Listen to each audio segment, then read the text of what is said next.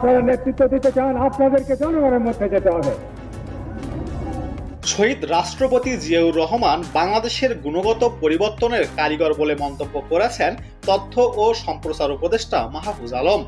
বাংলাদেশ টেলিভিশনের শিশু কিশোরদের প্রতিভা অন্বেষণ প্রতিযোগিতা নতুন করে 2025 সালের জন্য আগ্রহী প্রার্থীদের রেজিস্ট্রেশন কার্যক্রম আনুষ্ঠানিক উদ্বোধনের অনুষ্ঠানে তিনি এসব মন্তব্য করেন।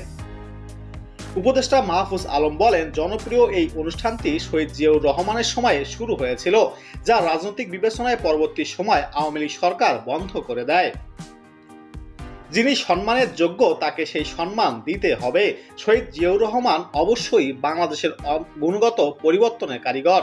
তিনি আরো বলেন, আমরা রাজনৈতিক বিবেচনার বাহিরে গিয়ে দেশের শিশু কিশোরদের সাংস্কৃতিক চর্চা বাড়ানোর জন্য এটি আবার শুরু করেছি এবং ভবিষ্যৎ